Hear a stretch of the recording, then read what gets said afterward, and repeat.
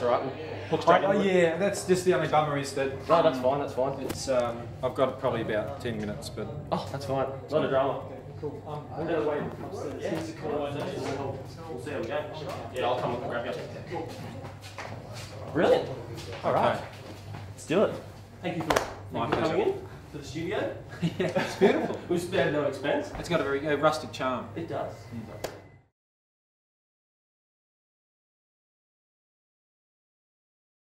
Yeah, it's a pretty traditional stand-up show for the most part.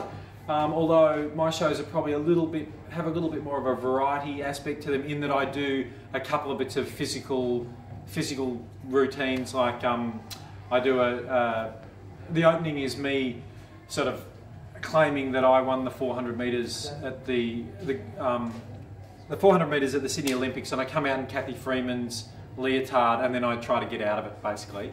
So there's a couple little things like that aren't stand-up, and also a few songs. But it's probably the lion's share of it is pretty much stand-up. But even then, I always try to make my stand-up pretty physical. So, for example, there's a couple of little things in there. Like I do a thing where I pose the question: Do animals enjoy mimicking other animals? So I do like a chimpanzee doing a meerkat and a meerkat doing a chimpanzee, and so it's kind of fairly physical stand-up.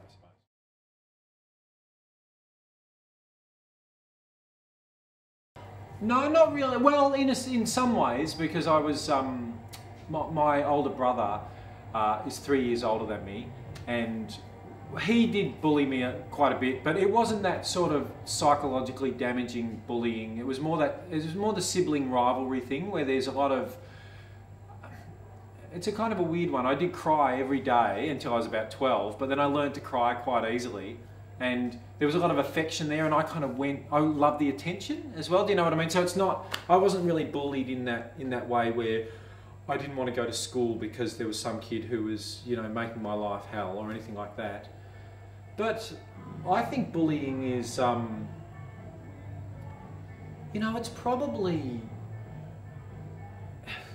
it's probably the biggest cause of human suffering that there is, from all the way from just, schoolyard bullying that can be absolutely just hellish, but then right through to things like, I'm going to just go a bit crazy, but like genocide and stuff that occurs. It's essentially insecure people who feel like they need power over other people and are also prepared to disregard other people's feelings to get what they want. And you know what I mean? So bullying is certainly, if we could find that gene and just kind of nip it in the bud, it'd solve a lot of problems for sure. That's it. You mentioned growing up. You're the youngest of 7 children. Yeah. How would you say that's affected your sort of performance style? Do you think it's had an effect on how you perform these days? I'm sure it has, but it's funny. I think our personalities are really a mystery to us, even as much as to each other, and it's a bit like taste. There's no accounting for taste really, and like you hear. I remember I saw this. I actually read a book about twin studies, identical twin studies that were done, and they said that basically identical twins are very similar to each other, and they have the same amount of similarity whether or not they're brought up in the same home. They still do have a certain amount of difference, but it's kind of statistically they have, you can't really put a figure like this on it, but let's say it's 20% difference if they're brought up in the same home. But if they're separated and brought up in completely different environments, they still have 20% difference. And they gave the example that where one, let's say there's two twins and one goes into a really harsh family environment, but not brutally abusive, but just firm, and the other one goes into a kind of a hippy-dippy sort of, not, a more relaxed sort of parenting style. For example, when they grow up, they'll both say smack their children, and the one who grew up in the harsh environment will say, I smack my children because I learnt from my parents that that's a good way to do it. And the one who comes from the more gentle environment will say, my parents never disciplined me, and I learnt from the way my parents didn't control me, that I think they'll think they've learnt it from their environment, but in fact it was just something innate, you know. And so it's very hard for me to know. There is certainly a thing in my personality which is about making failure a success, and I do wonder if, because with my older brother, I could never compete with him in any sort of skill-based way, in any sport or intellectually. He was always way ahead of me, so I was always going to lose everything. So I think maybe there might have been a part of me that went, well, I'm going to make being the loser somehow a success, you know? Like I have a memory of one of my first kind of memories of doing like a comic moment was in grade 2, running the relay at the school sports, and it becoming apparent that our team was going to lose. I was number 4, and I thought, well, I can try as hard as I can, but I'm still going to lose.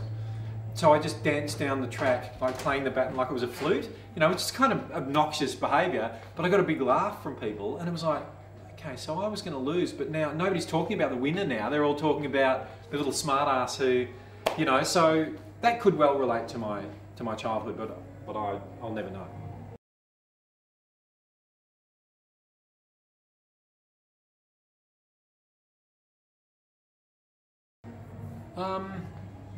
I do. I have fonder memories of primary school, and high school I have fond memories of the social aspects of it, and I did also have, you know, I had a few teachers that I liked, but I must admit I'm really dubious about the sort of the education methods. I kind of think I don't just go, it's rubbish, because I know that in lots of the world where people can't get an education, they're just so hungry for it. So I don't take it for granted, but at the same time I just go, for me, I think if I didn't go to high school, if I only went to high school at lunchtime when the kids were hanging out, and the rest of the time I just went off and did my own thing, I don't know that I would be any different than I am now, or any less informed about the world, or more informed, or, do you know what I mean? I don't really know that it was the most efficient way to educate me and stuff. It might be, but I'm sort of, the jury's out a little bit for me.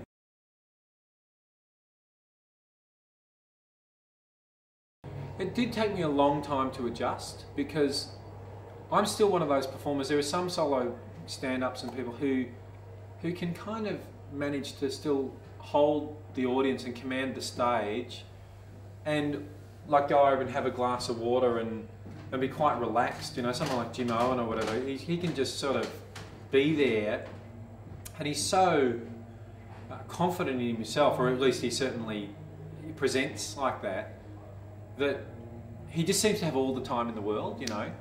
Whereas I never drink on stage, because I'm just so worried that if I take a split second from trying to work the audience, that I'll lose them, you know. There is a sort of certain desperation in my solo work that I didn't kind of quite feel that responsibility, because, you know, if there's somebody else there performing, they'll be taking responsibility for a moment, and you can just gather your thoughts.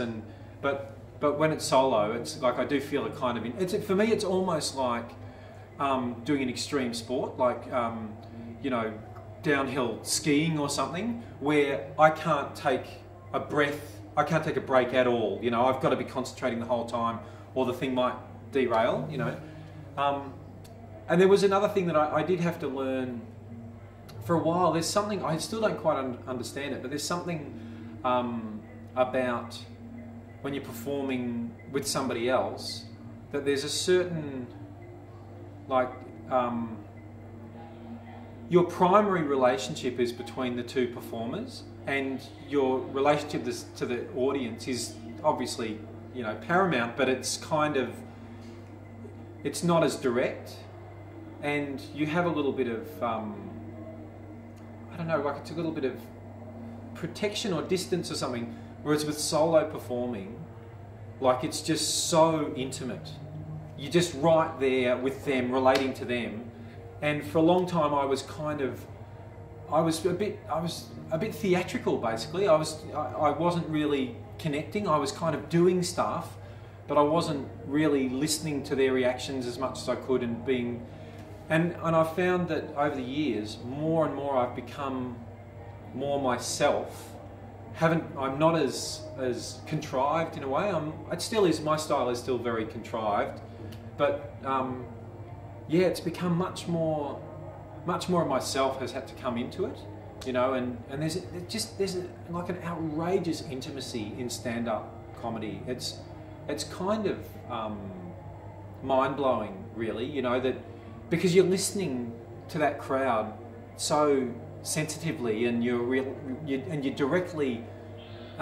It's full on. It's a real privilege to do it and to be getting crowds in, and because if people come, they do a lot of the work by just being keen. But it's terrifying and wonderful as well. It's great.